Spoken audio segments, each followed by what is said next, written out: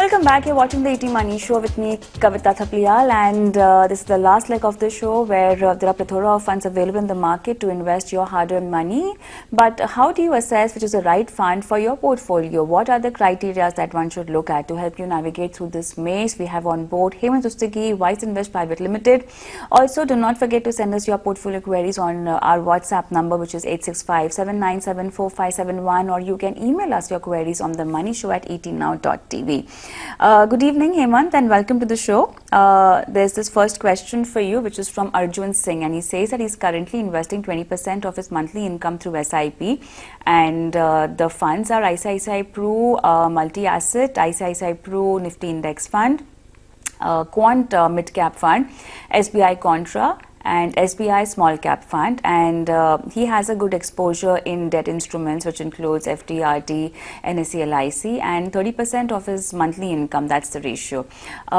So we don't have him on the phone line to ask more questions about what exactly is his goal to this portfolio. I also see him, he's marked the duration, investment duration for each fund. That's what I can see. How exactly does this allocation look to you, and how much would he be able to allocate, say, in 5 to 7 years? Well, Kavita, there are two parts to his portfolio. One, obviously, there are equity funds, there are debt funds, debt instruments rather. So if you look at equity, I think broadly I would say the fund selection is pretty good. And I can see that there is long-term horizon for each of the investment that he has, and wherever he doesn't have 10, 15 years. He's actually gone into funds which are either multi-asset or large, where there's a bias towards a large cap.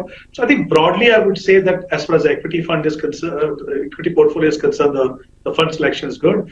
Only one or two things I think you need to remember is that, like, I can see that for a 15-year goal, if there is only one small cap fund, even if you have that much time on hand, you need to still have diversification in the portfolio in terms of exposure to different market segments. So I think that's the only aspect I would like him to kind of remember for doing future allocations.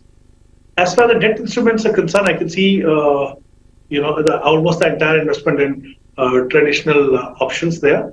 I think that on the debt side, there are a couple of other opportunities for him which he can consider to improve his pre-tax and post-tax return. Now, for example, these mutual funds have this target maturity fund. So these are passively managed debt funds, open-ended funds. The underlying is basically the government securities, public sector bonds, STLs. Now, what happens is that we know that we are almost at the fag end of the interest rate hike cycle. Maybe you get to see one more after this, but I think we're almost at the peak now. So this is a good chance for someone who wants to invest money, lock in money at the current yield, and does not want to face any volatility during this period. But of course, the time horizon in that case has to be 4 to 5 years.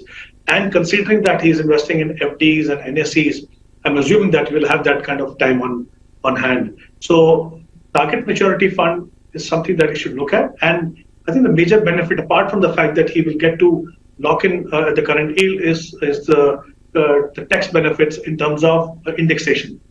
So, for example, if the yield is, let's say, around 7.4, and if the inflation is at 6, he's going to pay 20% tax on 1.4. So, post-tax return is going to be much higher than others. So, I think that one instrument that he should definitely consider for the debt portfolio. On equity side, as I mentioned, I think he's doing well. It would have been nice if we had him on the phone line as well. But anyways, we move on to our next viewer, Prashant. Do we have him on the phone? Okay. So he says that we have his question. He wants to understand if he can stay put in an IT fund or shift to a NASDAQ fund. He's holding ABSL Digital India Fund. But that's an interesting question. I think there are, again, a couple of things that Prashant will have to kind of consider before making the right choice. On one hand, we're talking about IT fund, which are basically investing in the domestic IT companies. On the other hand, we're talking about, let's say, NASDAQ 100, which is obviously, we're talking about international investing. So let me address, the pros and cons of IT fund. We know that IT as a sector has been doing very well, but in the last 1 year, for a number of factors like higher inflation, interest rate hike, slowdown in US, we've seen the sector underperforming. But I think it will be fair to say that the worst is over for the sector. Maybe you will see a couple of more quarters of uncertainty there, but I think the worst is almost over there. But important thing is that if he has a portfolio of other domestic funds, he should, if he analyzes the portfolio of those domestic funds, he'll find that, collectively, he should be having, I think, around 8 to 10% exposure already to IT sector in India.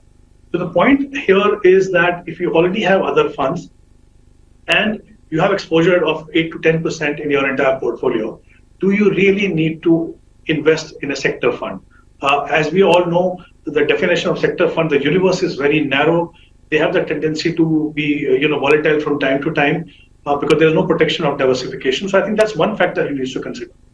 On the other side, when we talk about Nasdaq 100, this is much more broad-based, and as I mentioned, it adds a new dimension to the portfolio because it allows you to invest in some of the largest companies in the world in varied fields. Of course, the major sector there is technology, but then apart from that, there are financials, there is healthcare, there is consumer service, there is telecommunication.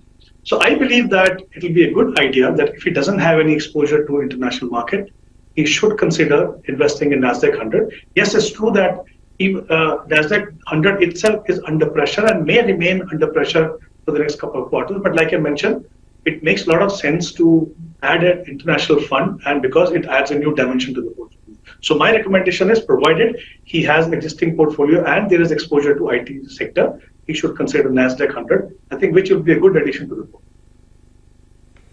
All right, so that's the solution for Prashant and his financial portfolio. With that, the time is up for us today, Hemant, but thank you so much for being on the show and helping our viewers with their financial portfolio.